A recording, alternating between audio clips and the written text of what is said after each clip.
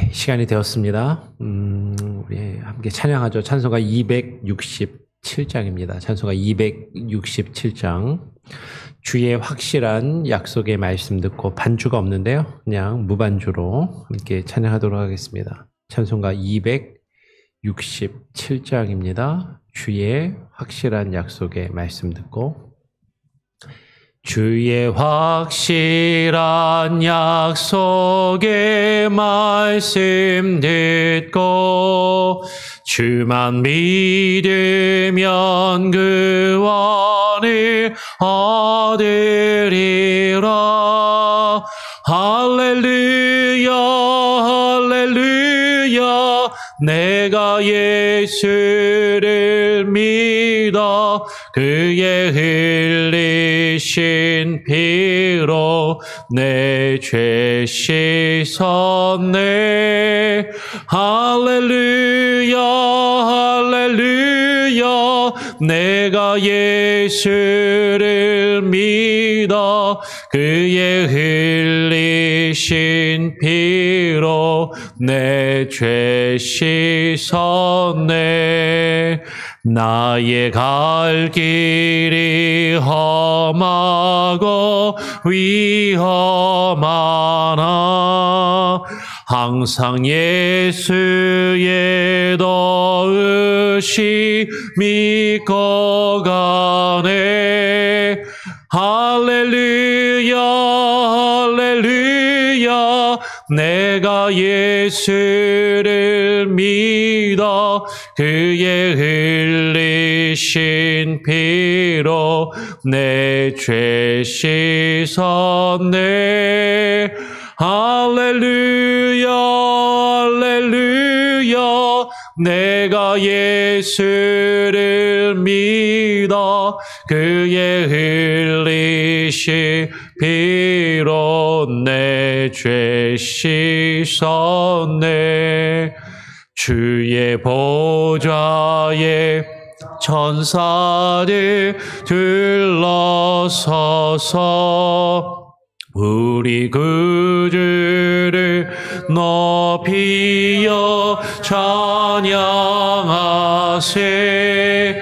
할렐루야 할렐루야 내가 예수를 믿어 그의 흘리신 피로 내 죄 씻었네. 할렐루야 할렐루야 내가 예수를 믿어 그의 흘리신 피로 내 죄 씻었네. 예언자들과 왕들도 환열대로 황금길 따라 나와 찬송하네.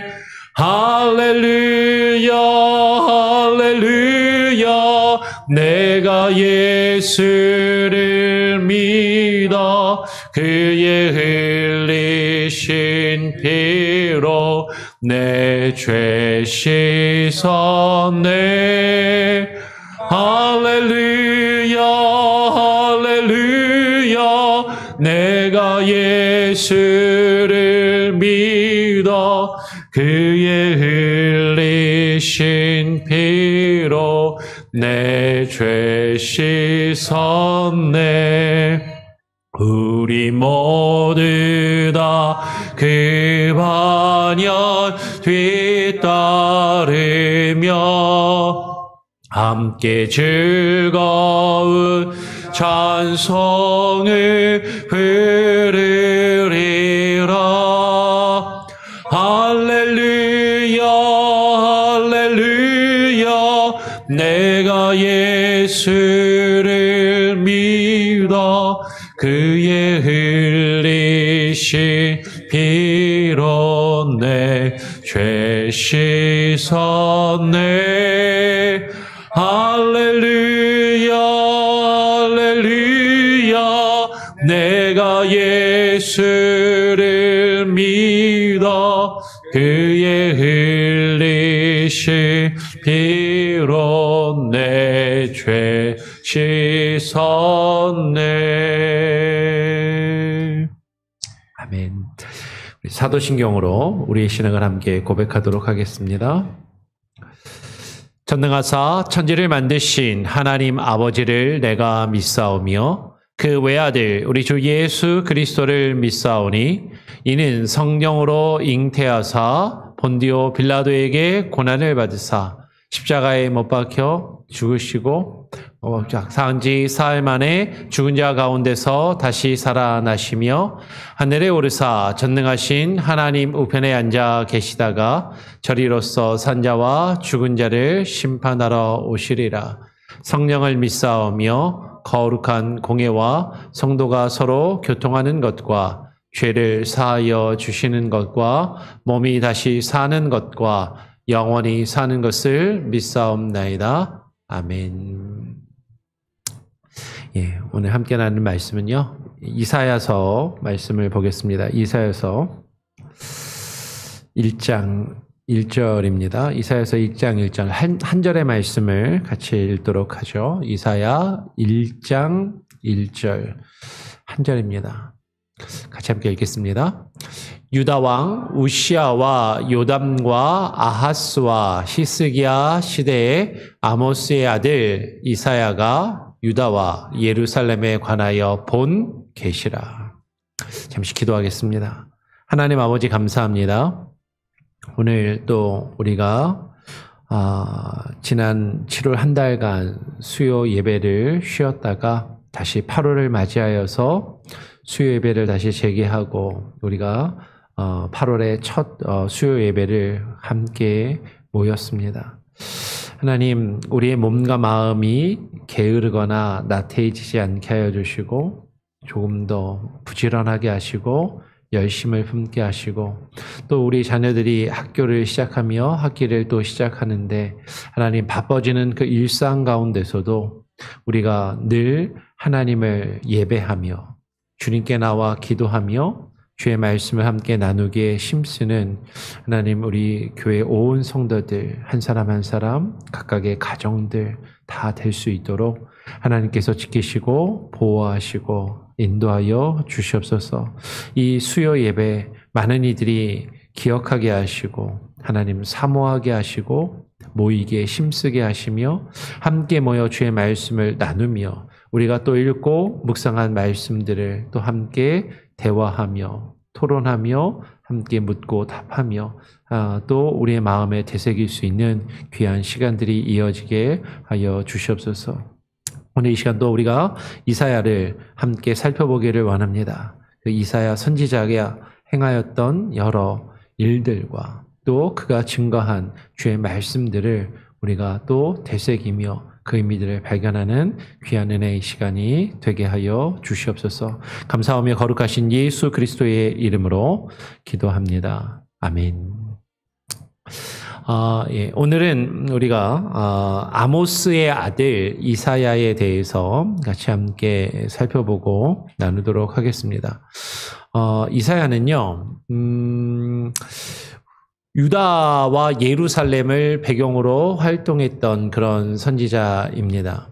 그래서 유다 왕 우시아와 요담과 아하스와 히스기야 시대에 그러니까 남쪽 유다 왕들을 향해서 그리고 예루살렘의 거민들을 향해서 그렇게 활동했던 선지자인 것이죠.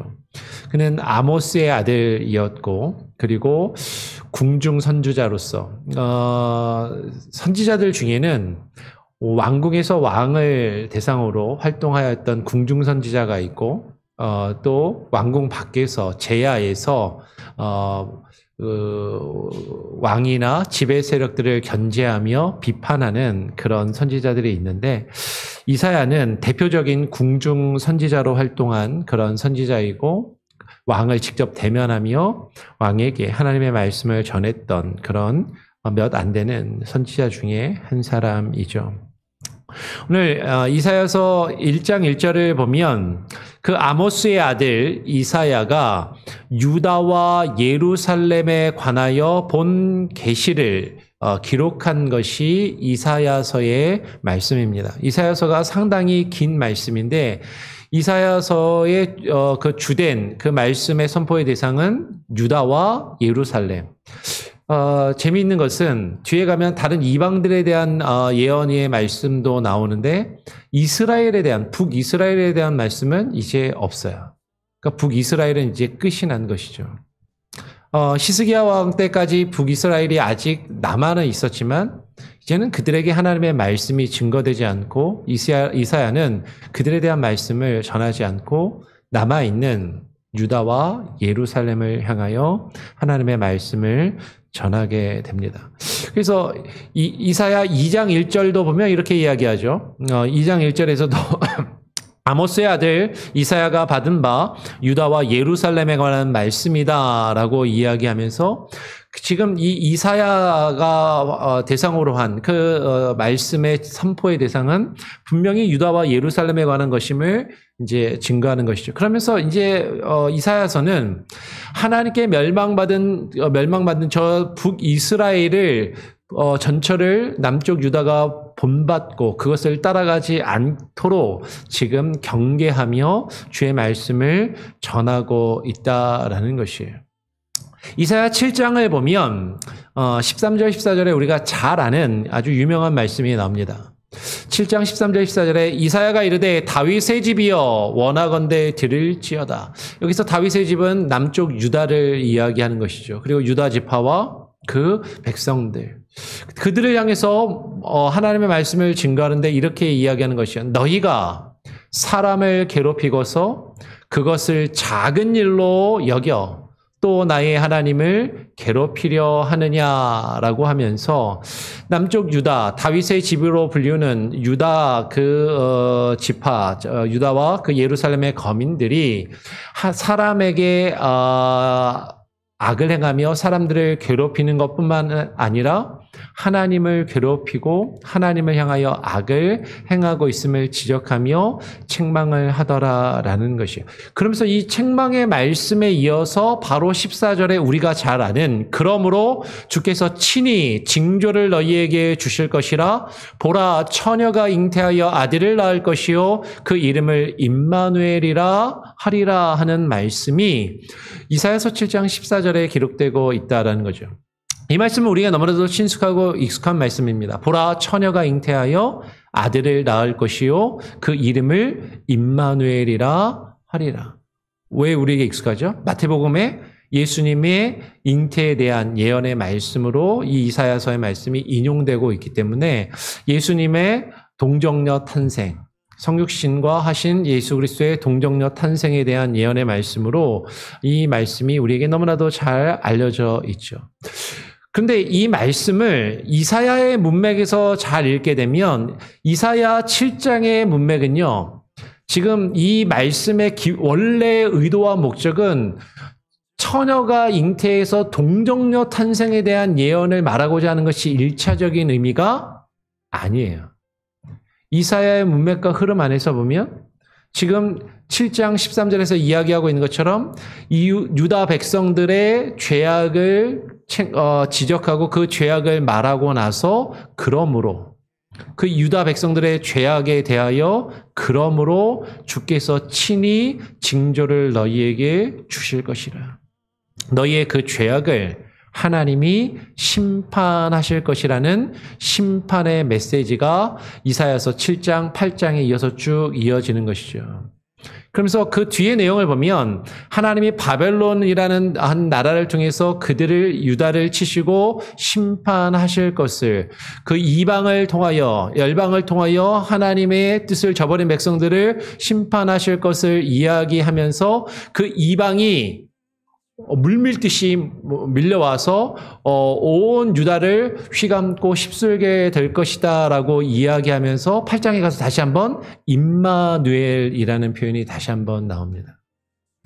그러니까 지금 임마누엘이라는 것은 원래 이사야의 문맥에서 보면 어떤 내용이냐면 하나님을 거역한 주의 백성을 하나님께서 심판하시며 그 죄악의 값을 치르게 하실 것이다라는 그 의미가 기본적으로 깔려 있는 것이죠. 그런데 하나님이 이사야의 흐름 안에서 하나님이 그들을 징계하시고 벌하실 것이지만 완전히 버리시지 않으시고 그들과 그 심판 가운데서도 함께 하시겠다. 임마누엘의 뜻이 뭐냐면 하나님이 우리와 함께 하신다라는 뜻이거든요. 임이라는 말이 히브리어로 with라는 말이에요. with. 임마누 그러면 with us. 우리와 함께 하신다. 누가 우리와 함께해요?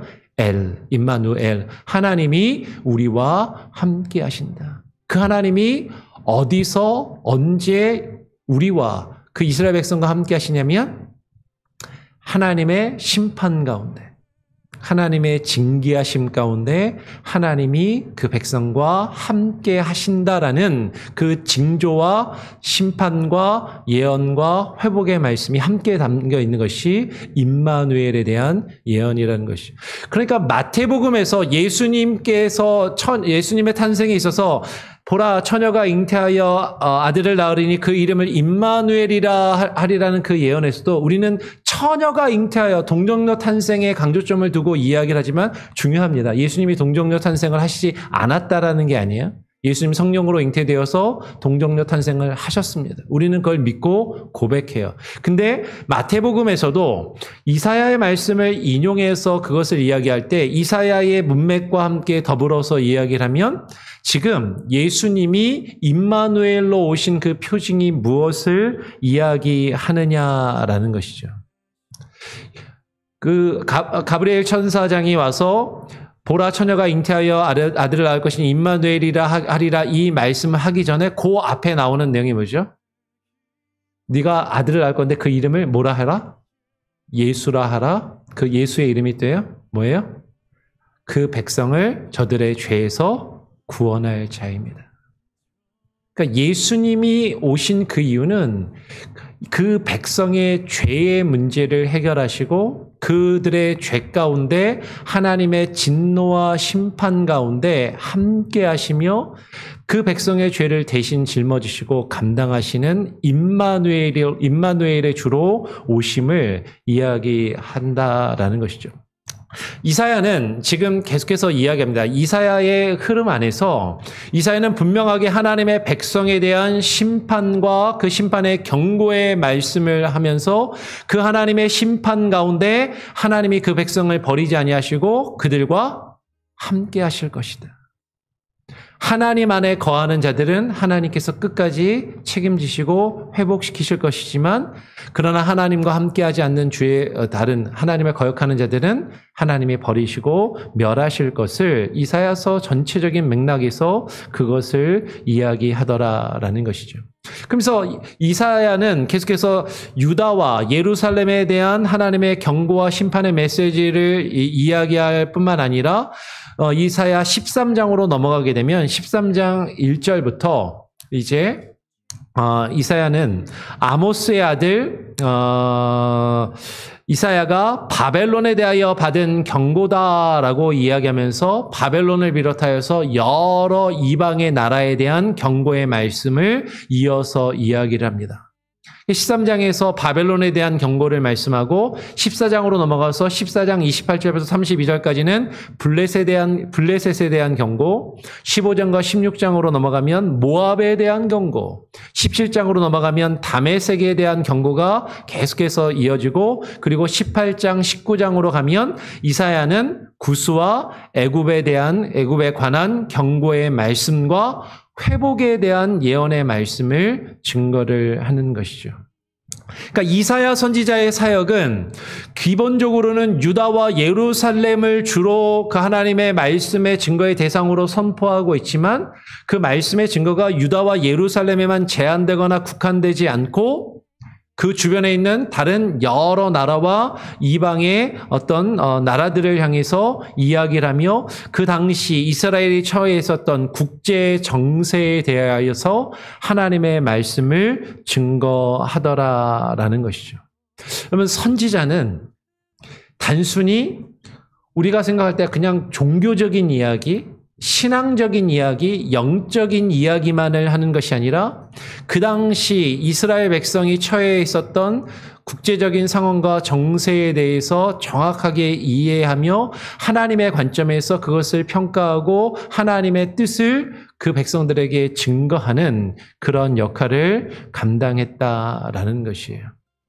오늘날 많은 이들이 교회가 혹은 교회에서 목회자나 설교자들이 어떤 세상의 정치나 정세에 대해서 이야기하는 것을 바람직하지 않게 생각하고 그렇게 하면 안 된다라고 이야기하시는 분들도 간혹 계시지만, 근데 실제로 성경을 보면 성경에서 선지자들은 그 당시에 자신들이 처해 있었던 정치적인 상황이나 국제적인 정세에 대해서 하나님의 관점으로 그것을 바라보면서 그것을 평가하고 하나님의 뜻을 하나님의 백성들이 그 가운데서 어떻게 받아들여야 할 것인가를 아주 분명하게 메시지를 주며 증거했었던 그런 인물이다라는 것이죠. 그래서 오히려 믿음의 사람들에게 있어서 말씀의 증거자가 지금 우리가 살아가고 있는 우리의 시대와 이 시대를 분별하고 이 시대 가운데서 이루어지고 있는 수많은 일들과 어떤 정치적인 상황들이나 국제적인 정세에 대해서 침묵하기보다는 그 가운데서 하나님의 뜻이 무엇인지, 어떻게 하나님의 뜻을 발견하며 그 뜻을 이루어 가야 할지를 오히려 믿는 자들이, 성도들이 함께 고민하며 말씀 안에서 그 답을 찾을 수 있도록 사실 그 길을 제시하는 것이 말씀의 증거자가 감당해야 될 어떤 그런 자세와 그런 모습 중에 하나일 수 있다라는 것이에요. 이 부분에 대해서 한번 깊이 생각해 보시길 바라고, 이따가 한번 또 Q&A 시간에 여러분과 함께 생각을 조금 더 나누는 시간을 가지면 좋을 것 같아요.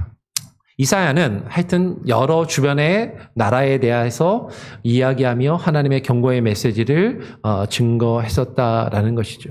그러면서 20장으로 넘어가면 이렇게 이야기합니다. 20장 1절 2절을 보면 아수르 왕 사르곤 왕이 다르단이라는 그 장수를 아스돗으로 보내어서 그가 와서 아스돗을 쳐서 취하던 해를 이야기합니다. 쉽게 이야기하면 그 당시에 신흥 제국이었던 아수르 제국이 일어나서 그 주변을 막 점령해 오는 것이죠. 그러면서 그 아수르의 대군이 이스라엘 주변에 있는 나라들을 치고 공격하는 매우 어수선하고 매우 복잡한 그런 국제적인 정세와 그런 여러 혼돈의 그 상황 가운데 그 해에 그때에 여호와께서 아모스의 아들 이사야에게 말씀하여 이르시되, 하나님께서 이사야에게 말씀을 주시고 말씀하시는 거예요. 뭐라고 말씀하시냐면 너는 갈지어다 너의 허리에서 배를 끄르고 내 발에서 신을 벗을지어다 하시매 그가 그대로 하여 벗은 몸과 벗은 발로 다니니라 라고 이야기를 하는 것이죠.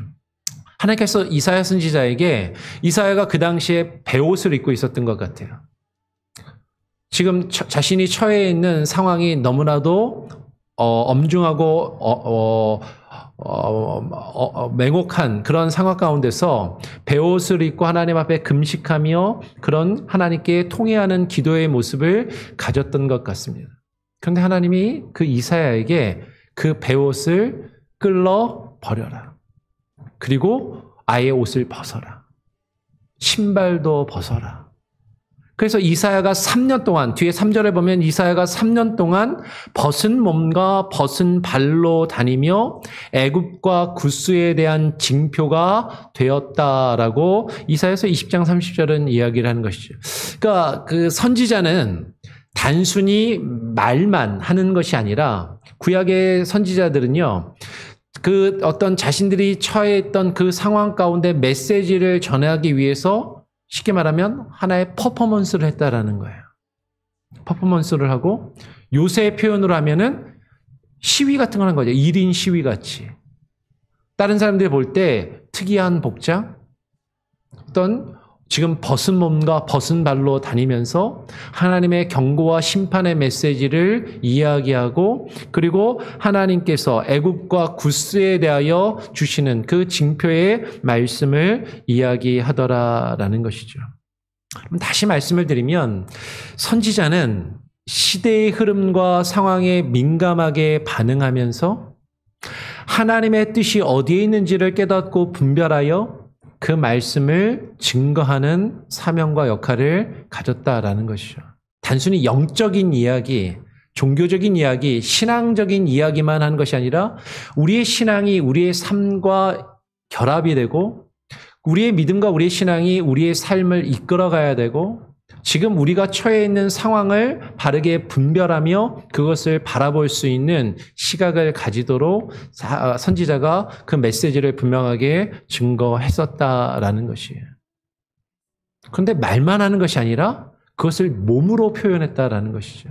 많은 사람들이 보고 저 사람이 지금 뭔가 퍼포먼스를 하고 있구나. 지금 뭔가 시위를 하고 있구나. 그리고 그것을 통해서 많은 이들에게 메시지를 던지고 도전을 주는 그런 일들을 감당하는 것이 선지자의 역할이었고 지금 그와 같은 일을 이사야가 감당했었다라는 것이죠. 이 이사야는 아까도 말씀을 드린 것처럼 처음에도 말씀을 드린 것처럼 궁중 밖에서 왕이나 귀족들을 비판하는 제야의 세력이 아니라 궁중 선지자였습니다. 왕을 직접 대면하고 왕과 직접 이야기하고 왕에게 어떤 권면의 말이나 어떤 카운셀러의 역할을 감당했던 그런 인물이었다라는 것이죠. 그래서 열왕기하 18장부터 보면 열왕기하 18장 13절에서 히스기야 왕 제14년에 아수르 왕 사네립이 이제 올라와서 그 주변의 나라들을 치고 공격하다가 이제 유다까지 공격을 해 들어오는 것이죠. 히스기야가 왕이 된 지 14년째에 아수르 왕 사네립이 올라와서 유다 성읍을 공격을 하는 것이에요.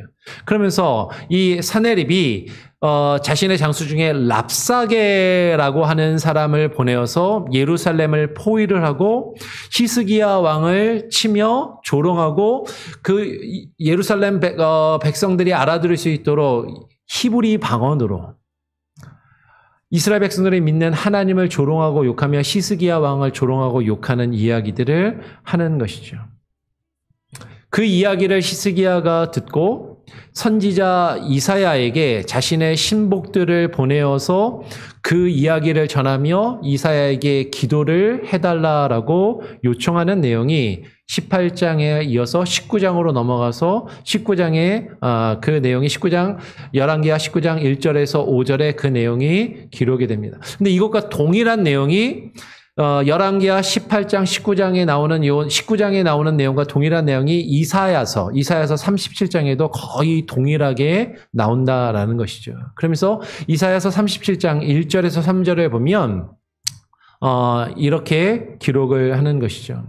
히스기야 왕이 듣고 무엇을 들었냐면 아까 이야기한 대로 랍사게가 아수르 왕이 보낸 랍사게라는 장수가 예루살렘을 포위하고 히스기야 왕과 그가 믿는 하나님을 모욕하며 조롱하는 그 말을 히스기야 왕이 듣고 그것도 이 백성들이 다 알아들을 수 있도록 히브리 방언으로 말하는 그것을 듣고 자기의 옷을 찢고 굵은 베옷을 입고 어디로 가요? 여호와의 전으로 갑니다. 하나님 앞에 나아가는 것이죠. 그리고 왕궁 맡은 자 엘리야김과 서기관 셈나와 제사장 중 어른들도 굵은 베옷을 입으니라. 왕이 그들을 자신의 신하들을 아모스의 아들 선지자 이사야에게 보내어 그들이 이사야에게 이르되 히스기야의 말을 가서 전하는 것이죠. 히스기야가 뭐라고 말하냐면 오늘은 환난과 책벌과 능욕의 날이라 아이를 낳으려 하나 해산할 힘이 없음갑도다라고 그렇게 이야기를 하는 것이죠. 지금 히스기야는 자신이 처한 상황을 여인이 아이를 낳아야 되는데 낳을 힘이 없고 이걸 그렇다고 그냥 내버려 둘 수도 없는 너무나도 다급하면서도 어찌할 수 없는 무기력한 그런 상황 가운데 있음을 이렇게 표현을 하고 있다라는 것이에요. 그러면서 하나님 여호와께서 랍사게의 말을 들으셨을 것이다 라고 이야기를 하면서 이제 그 남아있는 자들을 위해서 기도해 달라라고 이야기를 하는 것이죠. 히스기야 왕이 사람들 보내어서 이 일들을 쭉 아뢰고 전하고 기도를 이사야에게 요청을 했을 때 이사야가 그 왕이 보낸 히스기야 왕이 보낸 그 신복들에게 이야기를 합니다. 뭐라고 이야기냐면 지금 열왕기하 19장하고 이사야 37장이 거의 같은 내용이 나오는데 지금 우리는 열왕기하 19장을 보죠. 19장 6절 7절에서 보면 이사야가 그들에게 이르되 너희는 너희 주가 누구예요? 히스기야 왕에게 가서 이렇게 말해라. 여호와의 말씀이 너는 아수르 왕의 신복들에게 들은 바 나를 모욕하는 말 때문에 두려워하지 말라라고 그렇게 이야기를 합니다. 내가 한 영을 그의 속에 두어 그로 소문을 듣고 그의 본국으로 돌아가게 하고 또 그의 본국에서 그에게 칼에 죽게 하리라 하셨느니라 라고 하는 그 말을 전하게 되는 것이죠. 여러분 이 내용은요 이사야서 37장 6절 7절에도 동일하게 나옵니다. 절수도 같아요. 열왕기하 19장 6절 7절, 이사야서 36장 6절 7절에 같은 내용이 그대로 나오는 것이죠. 그런데 히스기야의 입장에서는 이 말씀을 받았을 때 하나님께서 지금 저들 때문에 두려워하지 말라라고 하시는구나. 하나님께서 저들을 치시고 저들의 손에서 우리를 구원하시겠구나라는 그 말씀을 받았단 말이에요. 근데 이 말씀을 받은 다음에 열왕기하 19장 8절에서 19절을 보면 이사야를 통해서 하나님께서 그들 때문에 두려워하지 말아라. 그들의 문제를 내가 해결해 줄 것이다 라고 말씀하셨는데 그 말씀을 받은 바로 그 이후에 열왕기하 19장 8절에서 19절을 보면 아수르 왕이 사자를 보내어서 위협하는 편지를 히스기야에게 다시 보내게 되죠. 하나님의 말씀을 받았는데 그 문제가 당장 해결되지가 않는 겁니다. 지금 이사야가 그 말씀을 증거했지만 그 일이 바로 해결되지 않아요. 그 일이 해결되지 않으니까 히스기야는 그 아수르 왕이 사자를 통해서 보낸 그 편지를 펴놓고 이제 하나님 앞에 기도를 하게 되죠. 그 내용이 이제 열왕기하 19장에 쭉 이어지는데 14절, 15절을 보면 이렇게 기록하는 것이죠. 히스기야가 사자의 손에서 편지를 받아보고 여호와의 성전에 올라가서 히스기야가 그 편지를 여호와 앞에 펴놓고 그 앞에서 히스기야가 기도하여 이르되 그룹들 위에 계신 이스라엘의 하나님 여호와여 주는 천하 만국의 홀로 하나님이시라 주께서 천지를 만드셨나이다 라고 기도를 하는 것이죠. 오늘은 이사야에 대해서 나누지만 우리가 전에 히스기야에 대해서도 나누었던 것과 이게 좀 중복이 됩니다. 근데 그때는 이 부분을 좀 자세하게 나누진 않았는데 히스기야가 자신을 위협하는 적국의 왕의 편지를 받고 그 편지를 들고 성전에 올라가서 그 성전에서 그 편지를 누구 앞에 놓고 여호와 앞에 놓고 그 앞에서 히스기야가 기도하는 것이죠. 자신이 처한 문제를 하나님 앞에 내려놓는 것이에요. 하나님 앞에 펼쳐놓는 것이죠. 그리고 그것을 하나님께 있는 그대로 아뢰며 하나님의 도움과 하나님의 뜻을 구하는 그 기도를 하는 것이죠. 이 내용이 이어진 다음에 19장 20절로 건너가게 되면 아모스의 아들 이사야가 히스기야에게 사람을 보내어서 이제 이스라엘 하나님 여호와의 말씀을 전하게 됩니다. 19장 19절 20절의 내용을 보면 이렇게 기록을 합니다. 히스기야가 기도하는 거죠. 우리 하나님 여호와여 원하건대 이제 우리를 그의 손에서 구원하소서. 그리하시면 천하 만국이 주 여호와가 홀로 하나님이신 줄 알리이다 라고 히스기야가 그렇게 기도하는 내용이 쭉 19절까지 이어지고 그 기도가 19절까지 이어진 다음에 20절에서 아모스의 아들 이사야가 히스기야에게 사람을 보내어서 말하는 것이죠. 이스라엘의 하나님 여호와의 말씀이 네가 아수르 왕 사네립 때문에 나에게 여호와 하나님께 기도한 것을 내가 여호와 하나님이 들었노라라고 말씀을 하시는 것이에요. 히스기야가 기도했는데 그 기도에 대한 응답을 하나님께서 누구를 통해서 주세요? 이사야 선지자를 통해서 주고 계신다라는 것이죠. 히스기야가 자신의 문제를 성전에 나아가서 하나님 앞에 펼쳐놓고 기도할 때 그 기도를 하나님께서 들으시고 그 기도에 대한 답을 히스기야에게 직접 주실 수도 있지만 하나님께서는 하나님의 선지자를 통해서 그 선지자가 말씀을 대언하며 증거하도록 하시면서 하나님이 그 뜻을 전하시고 증거하시더라라는 것이죠.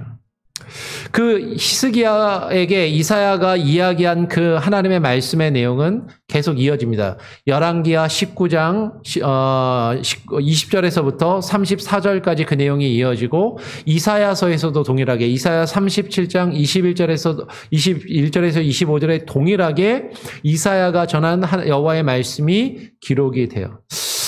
지금 이제 거의 같은 내용이 쭉 이어지거든요. 그리고 열왕기하 19장 이제 34절까지 그 하나님의 말씀이 이어진 다음에 35절, 37절을 보면 사네립이 아까 그 전에 하나님께서 이사야를 통해서 예언하셨던 것처럼 사네립이 지금 어떤 불안한 어떤 마음을 가지고 그 전쟁터에서 떠나서 자신의 고국으로 돌아갑니다. 니느웨로 돌아가서 니느웨에 거주하다가 그의 신하들에 의해서 살해를 당하는 내용이 열왕기하 19장 35절 37절에 기록되고 이사야 37장 뒷부분에도 그 내용이 동일하게 기록이 되는 것이죠.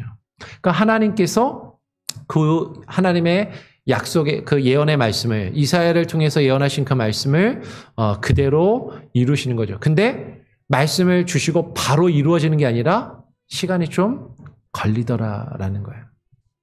히스기야가 그 말씀을 받은 다음에도 그 문제들이 계속해서 지속되고 그 문제들이 계속 이어졌지만 하나님은 그 말씀을 반드시 이루시더라라는 것이죠.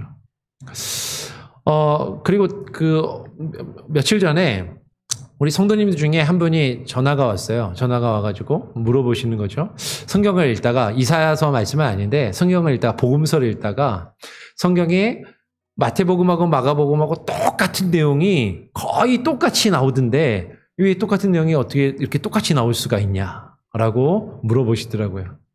많은 경우에는 왜 다르죠? 왜 똑같지가 않고 다르죠라고 물어보시는데 이분은 이제 거꾸로 어떻게 이렇게 똑같은 내용이 있을 수 있냐라고 물어보시는 거예요. 그러니까 마치 어느 한쪽이 어느 한쪽을 베낀 것처럼 똑같다라는 거죠. 순서나 내용이나 표현이 거의 그대로 쭉 이어지니까. 왜 그럴까? 어떻게 보면 지금 같은 거죠. 이사야서 19장하고 열왕기하 19장하고 이사야 37장의 내용이 비교해서 보시면 거의 같은 내용이 쭉 이어지는 것이에요. 어떻게 이 같은 내용이 이어질까? 어느 한쪽이 어느 하나를 보고 베낀 것처럼 거의 같다라는 거죠. 그러면 몇 가지 가능성이 있을 수 있습니다.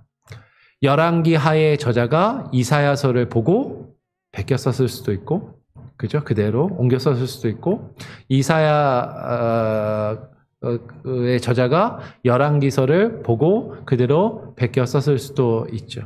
근데 만약에 이사야서의 저자가 우리 보수적인 관점에서 이야기하는 것처럼 이사야가 쓴 것이 맞다면, 그죠? 이사야의 글을 열왕기하의 저자가 가져다가 카피해서 인용해서 썼다라고 이야기를 할 수도 있겠죠. 근데 많은 경우에는 학자들은 어떻게 얘기하냐면 이사야가 한 이 예언의 말씀에 대하여 누군가 기록한 원 자료가 있고 그 원 자료를 열왕기하의 저자나 이사야의 저자가 그것을 각각 그대로 사용했다라고 보통은 이야기를 합니다. 근데 그러면 이게 무슨 의미가 있을까? 서로 다른 두 개의 책이 서로 관점이나 강조점도 다른 두 개의 책이 거의 같은 내용을 그대로 썼다라는 건 다르게 이야기하면 이 이야기는 역사적인 사실이라는 거죠.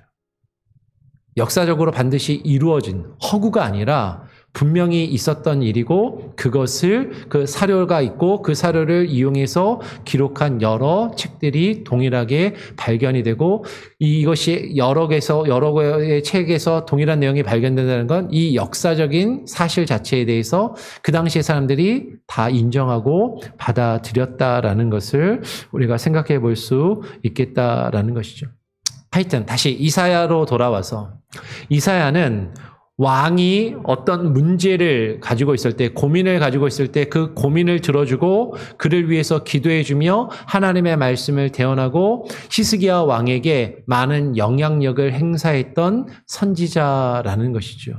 왕이 옳은 판단을 하도록, 그가 옳은 정치를 행하도록, 그가 옳은 외교를 행하도록 그에게 하나님의 뜻과 말씀을 전하며 증거하는 역할을 감당했던 것이 이사야 선지자라는 것이죠. 19장의 내용은, 열왕기하 19장의 내용은 왕이 불안해할 때, 왕이 두려워할 때, 왕이 힘들어할 때 위로를 주고 힘을 주고 격려를 주는 내용입니다. 하나님께서 지키시고 보호하실 것이다 라는 내용. 그러면 사실은 이것은 선지자가 마땅히 해야 될 일이지라고 생각할 수 있는데 바로 이어서 열왕기하 20장으로 가면 이사야는 히스기야에게 위로와 어떤 권면과 축복의 말, 힘과 용기를 주는 말만 했던 것이 아니라 이사야는 히스기야의 잘못을 적나라하게 지적하며 책망하고 하나님의 심판과 경고의 메시지도 히스기야 왕에게도 동일하게 전하는 것을 20장에서 우리가 발견할 수 있다라는 것이죠. 20장으로 넘어가면 그때 히스기야가 이제 병이 들어서 죽게 됩니다. 그때 선지자 이사야가 히스기야에게 나와서 하나님의 말씀을 전하는 것이죠. 1절, 20장 1절을 보면 그때 히스기야가 병들어 죽게 되매 아모스의 아들 선지자 이사야가 그에게 나와 그에게 이르되 여호와의 말씀이 어떻게 해라? 너는 집을 정리하라. 내가 죽고 살지 못하리라 하셨느니라. 여러분, 이사야가 왕궁의 선지자로 왕을 대면해서 왕에게 직접 충고도 하고 권면도 하고 왕에게 조언을 하는 그런 역할을 감당했지만 여러분, 왕이 힘들어할 때 위로를 하고 용기를 주는 것은 할 수 있죠. 왕이 그 말을 듣고 힘을 얻고 좋아할 수 있으니까. 근데 왕이 병이 들었는데 병든 왕을 찾아가서 왕이시여 내가 왕을 위해서 왕이 낫기를 기도하겠습니다. 하나님이 당신을 회복하시고 낫게 하실 것입니다라는 위로의 말, 축복의 말, 그리고 용기와 희망을 주는 말이 아니라 병든 왕을 찾아가가지고 이야기하는 거예요. 집을 정리하십시오. 당신은 죽을 것이고 살지 못할 것입니다. 굳이 이런 말은 안 전해도 되는 거 아닌가? 그렇게 생각할 수 있잖아요. 어차피 죽을 거라면 그냥 죽게 내버려 두면 되지.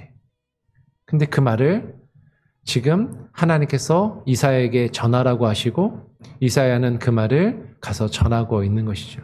듣기 싫어하는 말, 들어서 좋아하지 않을 것 같은 말, 그런 말은 굳이 할 필요가 없다라고 생각하기 쉬운데 지금 그 말을 전하고 있는 것이에요.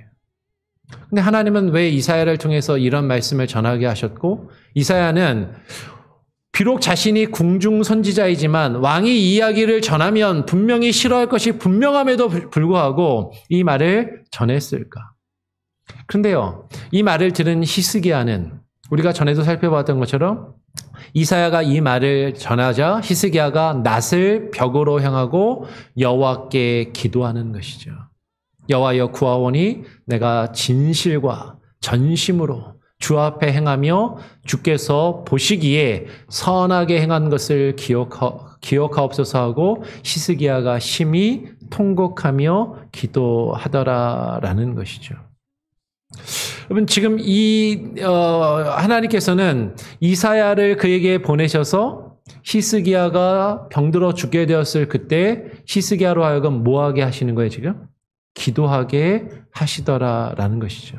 그런데 뒤에 우리는 스토리를 알잖아요. 하나님이 히스기야의 기도를 들으시고 뒤에 5절, 6절에 보면 히스기야의 기도를 들으시고 그 생명을 15년이나 연장해 주시고 그리고 아수르의 왕에서 그를 구원하여 주시는 것이죠. 그런데 하나님께서는 처음부터 이사야가 히스기야에게 가서 왕이시여 하나님께 간절히 기도하시면 하나님의 왕의 기도를 들으시고 병을 고쳐주실 거니까 간절히 하나님께 매달리고 기도하시죠 라고 이야기하는 것이 아니라 어떻게 얘기해요? 당신이 죽고 살지 못할 것이다 라고 상당히 강한 충격적인 말을, 충격요법을 쓰고 있더라라는 것이죠. 분명히 이사야는요, 하나님께 이 말씀을 받고 히스기야가 죽을 것이라고 생각하고 그 말을 가서 전했을 겁니다. 하나님이 히스기야를 살려주실 거라고 생각하고 그걸 알고 전하지는 않았을 거예요. 만약에 그럴 것 같으면 하나님 저 안전합니다. 제가 왜 그 말을 전하겠습니까? 라고 했을 것 같아요. 저 같으면. 그렇잖아요? 근데 바로 이어서 보면요. 이사야가 히스기야에게 그 말을 전하고서 왕궁에서 빠져나와서 성읍 한가운데를 지나가기도 전에, 한가운데에 이르기도 전에, 반도 지나기 전에 여호와의 말씀이 다시 그에게, 이사야에게 임하여 말씀하시는 거죠. 너는 어떻게 해라? 돌아가라. 좀 전에 왕한테 가가지고 당신 죽을 겁니다. 집을 정리하고 유언장도 쓰고 다 이제 정리하십시오. 살 가망이 없습니다라고 그렇게 말하고 왔는데. 근데 그 사이에 히스기야가 하나님께 간절히 기도하니까, 여러분 지금 히스기야의 기도가 간절한 기도는 분명했지만 막 100일 기도를 정성을 들여서 지극정성으로 막 그렇게 한 기도는 아니다라는 거예요. 짧은 시간 동안 하나님께 간절히 기도한 그 기도를 하나님이 들으시고 이사야에게 너는 돌아가서 내 백성의 주권자. 그러면 주권자라는 건 뭐예요? 백성을 생사를 좌지우지할 수 있는. 이사야도 히스기야의 백성 중에 하나이고 너의 백성의 주권자인 히스기야가 수만 뒤틀리면 이사야도 사실 죽일 수도 감옥에 가둘 수도 있는 그런 주권과 능력을 가진 그 주권자 이사야에게 가서 다시 말해라. 왕의 조상 다윗의 하나님 여호와의 말씀이 내가 너의 기도를 들었고 내 눈물을 보았노라. 내가 너를 낫게 하리니 내가 3일 만에 여호와의 성전에 올라가겠고라고 그 말을 전하라라는 것이죠. 저 같으면요. 하나님 장난치십니까? 아까는 가갖고 죽을 거라고 가서 말을 전하라고 하시고서는 지금 몇 시간도 안 지났는데 다시 가가지고 하나님이 당신의 기도를 들으셔서 당신을 살리실 것이라고 저보고 가서 전하라고요? 그러면 왕이 저를 뭐라고 생각하겠습니까? 그러면 다른 사람을 차라리 보내십시오. 이럴 수도 있을 텐데. 이사야는 하나님이 가라고 하시니까 또 가요. 그리고 그 말을 가서 전하는 것이죠.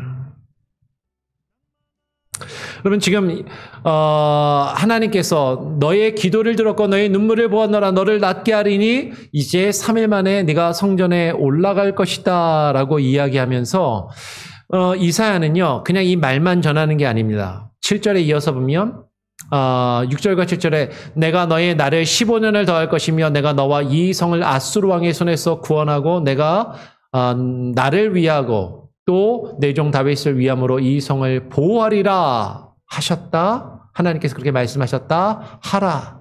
그렇게 가서 전하라. 하나님이 하셨습니다. 하나님이 이렇게 말하라고 하라고 그것을 전하라라고 하셔서 내가 와서 그렇게 전합니다라고 이사야가 이야기를 하고 있는 것이죠.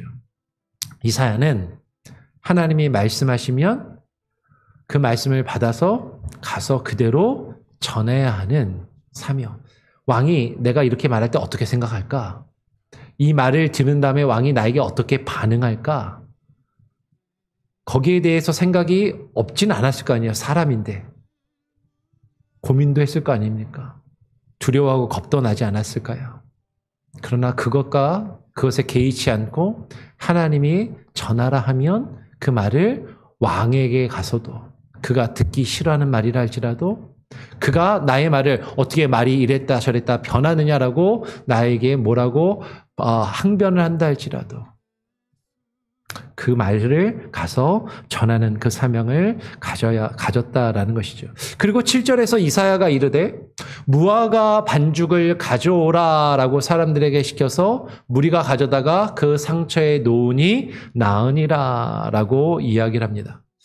이사야가 하나님께서 히스기야를 고치실 것을 예언할 때 그냥 말로만 할 수도 있는데 무화과 반죽을 가져오라라고 얘기합니다. 근데 이 무화과 반죽을 가져다가 이사야가 히스기야의 상처에 올려놓은 게 아니에요. 잘 읽어보시면 사람들에게 그렇게 시켜서 사람들이 그렇게 하게 하는 거죠. 그러면 이 무화과 반죽을 그냥 오늘날로 치면 약을 썼다라고 그렇게 생각하시면 될 것 같아요.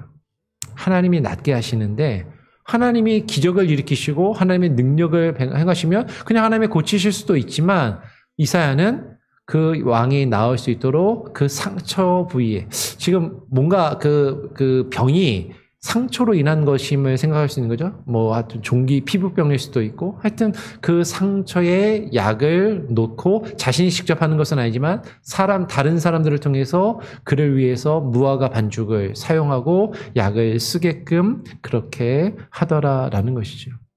그러면 우리가 믿음으로 기도하며 하나님이 우리의 병을 나으실 것을 간구합니다. 목사가 병든 성도를 위해서 기도해요. 그러면 기도했으니까 하나님이 고치실 거니까 의사에게 갈 필요도 없고 약을 쓸 필요도 없다라고 말하는 것이 아니라 그래도 의사를 통해서 약을 쓰고 그 병을 하나님이 고치시도록 하는 그 일들을 이루더라라는 것이죠.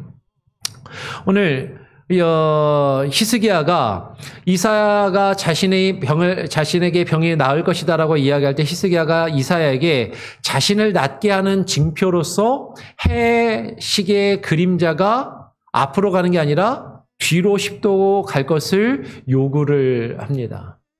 그러면서 이렇게 20장 11절 12절에 보면 이렇게 이야기하죠. 선지자 이사야가 여호와가 10도가 앞으로 가는 건 쉬우니까 뒤로 물러가게 해달라고 그렇게 요구를 하고 선지자 이사야가 여호와께 간구하며 아하스의 해 시계 위에 나갔던 해 십자가를 10도 뒤로 물러가게 하셨더라. 그리고 그때의 발라단의 아들 바벨론의 왕 브로닥 발라단이 히스기야가 병들었다 함을 듣고 편지와 예물을 그에게 보낸지라라고 이야기합니다. 11절에 먼저 보면 히스기야가 하나님께 기도하니까 하나님이 그 기도를 들으시는 거죠. 놀라운 능력이 일어납니다. 놀라운 일이, 있을 수 없는 일이. 해 그림자가 뒤로 물러갔다. 뭐 오늘날 과학의 표현을 하면 지구가 자전을 하는데 자전을 멈춘 게 아니라 자전을 거꾸로 다시 10도가 뒤로 돌아가는 그런 일이 이루어졌다라는 거죠. 뭐 이것을 놓고 창조과학을 하시는 분들이 그런 어떤 증거들이나 데이터들을 들고 이야기하시는 분들도 있지만 뭐 거기까지는 우리가 정확하게 모르겠어요. 그런데 분명한 건 하나님이 이 선지자가 기도할 때 엄청난 일을 이루셨다라는 것이죠. 근데 하나님이 그 일을 행하시는데 선지자의 기도를 통하여 그 일을 이루시더라라는 거예요. 근데 이 열왕기하 20장의 내용에서 핵심은요. 지금 이와 같은 기적, 히스기야가 죽을 병에 들렸다가 살아나서 15년을 더 살게 되고 해의 그림자가 10도가 뒤로 물러나는 이 기적 자체에 강조점을 두고 그것에 대해서 집중하기보다는 사실은 그 뒤에 벌어지는 사건에 조금 더 집중을 합니다. 강조를 두는 것이죠. 어떤 일이 벌어지면 히스기야가 병이 들었다가 나았다라는 소식을 바벨론 왕이 듣고 어떻게 해요? 편지와 예물을 그에게 보내는 것이죠. 근데 우리가 지난 시간에 히스기야 왕에 대해서 나누면서 보았던 것처럼 히스기야가 이 편지와 예물을 받고 어땠어요? 기뻐서 들떠서 왕궁에 있는 모든 것을 그들에게 보여주는 것이죠. 그리고 이 일을 이사야 선지자가 듣고 히스기야에게 나와서 히스기야 왕을 책망하면서 여호와 하나님의 징계의 말씀을, 하나님의 심판의 말씀을 그들의 히스기야 왕에게 다시 그대로 전하게 됩니다. 14절부터 보면 이제 이사야가 히스기야에게 이렇게 말하는 것이죠. 16절, 17절, 18절을 보겠습니다. 20장 16절에 이사야가 히스기야에게 이르되 여호와의 말씀을 들으소서. 여호와의 말씀이 날이 이르리니 왕궁의 모든 것과 왕의 조상들이 오늘까지 쌓아두었던 것이 바벨론으로 옮긴 바 되고 하나도 남지 아니할 것이요 또 왕의 몸에서 날 아들 중에서 사로잡혀 바벨론 왕궁의 환관이 되리라 하셨나이다 하니. 여러분, 아까 히스기야가 병들었을 때 이사야가 와서 그가 죽을 것이라고 이야기했던 것처럼 지금도요. 그가 잘못했을 때 이사야가 와가지고 왕이시여 어떻게 그런 실수를 범했습니까? 누구나 실수는 할 수 있죠. 하나님께 회개하고 하나님께 기도하면 하나님이 용서해 주실 겁니다. 다시는 안 그러면 되죠. 그렇게 이야기하는 것이 아니라 하나님의 심판과 징계의 말씀을 아주 냉혹하게 전하는 것이죠. 왕이 보였던 그 모든 것이 바벨론으로 옮겨지게 될 것이다. 여러분, 이사야가 히스기야 왕에게 이 이야기를 가서 전하는 것이 쉬운 일이었겠는가 하는 것이에요. 죽을 병에 들렸던 히스기야가 당신이 죽을 것이다 라고 이야기했는데 몇 시간도 채 안 돼가지고 하나님이 당신 살리신답니다. 그걸 경험했는데 지금 내가 가서 하나님이 당신의 모든 것을 저 바벨론으로 옮기신다고 합니다. 근데 하나님이 또 마음을 바꾸시면 어떡하지? 하나님 저 말고 다른 사람을 보내시죠. 지난번에 제가 한 번 했으니까 이번에는 제가 다시 안 가고 다른 사람이 가면 어떨까요? 그런 마음이 왜 이사야에게 없었을까 하는 것이죠. 근데 이사야는 하나님의 말씀을 또 가서 그대로 전하더라라는 것이죠. 이사야가 실제로 행한 이야기는 이게 성경에 기록된 게 답니다. 이사야서 지금 37장에 이 내용이 나오고 이사야가 66장까지 있나요? 그 뒤에 이야기들이 쭉 이어지는데 실제로 이사야가 행한 개인적인 활동이나 일에 대한 내용은 그 뒤에는 없어요. 하나님의 말씀만 전해요. 하나님이 주신 예언과 심판과 경고의 말씀, 회복의 말씀만을 전합니다. 그러니까 이사야가 엄청나게 큰 선지자이고 수많은 활동, 여러 왕, 아까도 이야기했던 것처럼 여러 명의 왕의 통치 기간 동안 활동했던 선지자이고 이사야서에 기록된 것처럼 수많은 예언의 말씀을 전했는데 이사야서에는요, 이사야가 활동한 것은 지금 우리가 살펴본 게 답니다. 이사야가 실제로 개인적으로 행한 일은 나머지는 다 하나님의 말씀만 전하는 거예요. 하나님이 그에게 주신 말씀만을 그대로 전하더라라는 것이죠.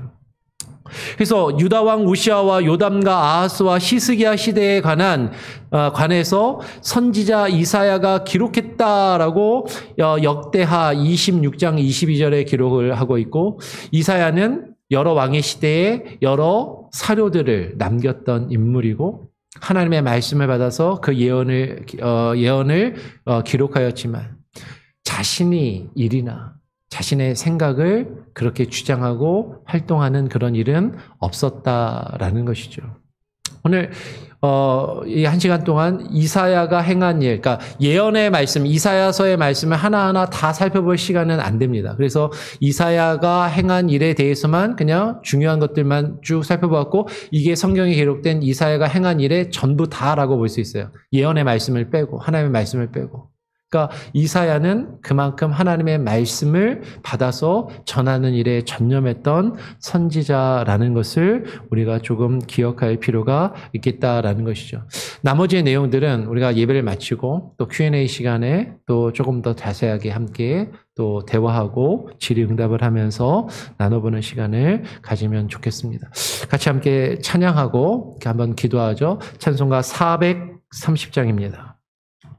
430장 주와 같이 길 가는 것 함께 찬양하고 제가 한번 기도하고요. 그리고 주님 가르쳐 주신 기도로 예배를 마치겠습니다. 430장 주와 같이 길 가는 것. 주와 같이 길 가는 것 즐거운 일 아닌가. 우리 주님 걸어가신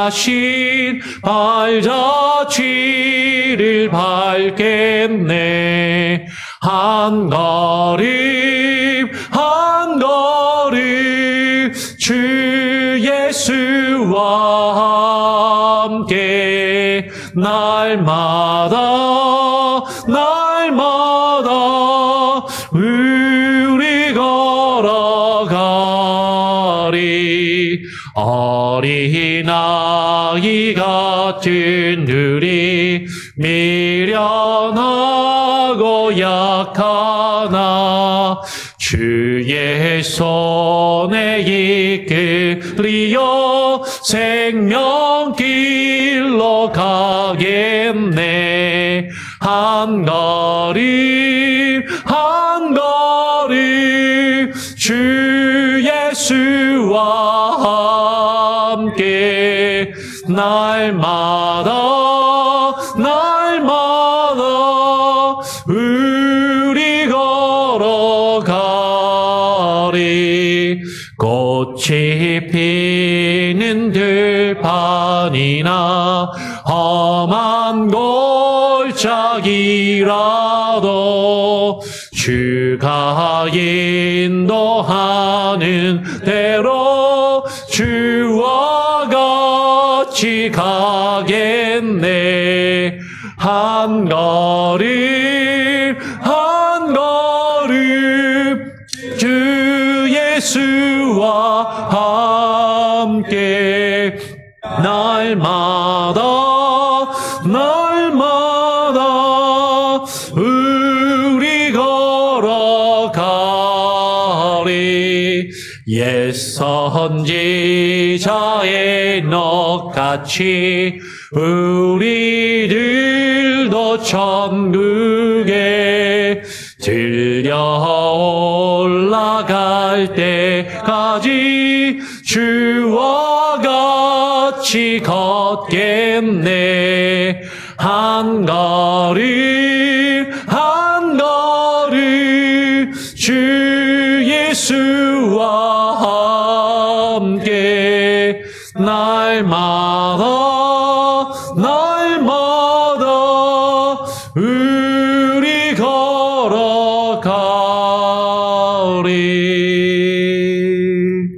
기도하겠습니다. 하나님 감사합니다. 오늘 이사야 선지자에 대해서 우리가 이 한 시간 함께 살펴보며 그 선지자가 이사야가 감당하였던 그 사역과 그 시대 가운데 이사야는 온전히 하나님의 말씀을 받아 그 말씀을 증거하며 그 말씀을 왕에게 그리고 왕의 신하들에게 가르치고 증거하며 전하였던 것을, 그가 전하기에 부담스럽고 힘든 말이라 할지라도 때로는 희망이 없어 보이는 그때에도 하나님의 말씀으로 희망과 용기를 심어주고, 용기와 희망이 필요한 것처럼 보이는 그 순간에도 하나님의 엄한 경계와 책망의 말씀을 증거하였던 그 이사야의 활동과 그 예언의 말씀들을 바라보며, 하나님, 우리가 하나님의 말씀 앞에 어떠한 자세로 대해야 할 것인지, 하나님의 말씀을 우리가 어떻게 증거하며 전해야 할 것인지 하나님, 우리가 깊이 고민하게 하시고, 우리가 늘 그저 따뜻함과 부드러움과 온유함으로만 하나님의 말씀을 전하는 것이 아니라 하나님의 말씀 그대로 받아 그 말씀을 그대로 증거할 때 하나님의 말씀이 살아 역사하며 심령을 변화시키고 회개하며 통회하며 자복하는 그 일들이 이루어지게 하시고, 히스기야가 반응하였던 것처럼 주의 말씀이 내게 선하다라고 고백할 수 있는 그 은혜가 또 우리에게 있게 하여 주시옵소서.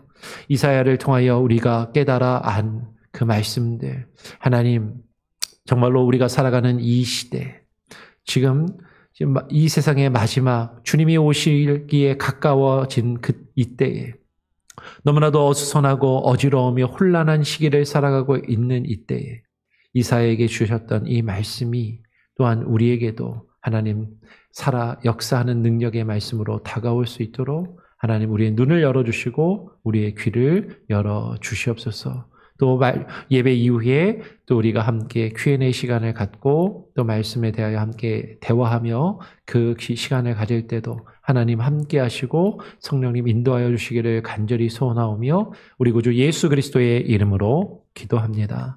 아멘. 하늘에 계신 우리 아버지여, 이름이 거룩히 여김을 받으시오며 나라가 임하시오며 뜻이 하늘에서 이룬 것 같이 땅에서도 이루어지리이다. 오늘 우리에게 일용할 양식을 주옵시고 우리가 우리에게 죄 지은 자를 사하여 준 것 같이 우리 죄를 사하여 주옵시고 우리를 시험에 들게 하지 마옵시고 다만 악에서 구하옵소서. 대개 나라와 권세와 영광이 아버지께 영원히 있사옵나이다. 아멘. 예, 자유롭게 좀 기도하시고요. 오늘 친교실에서 뵙겠습니다.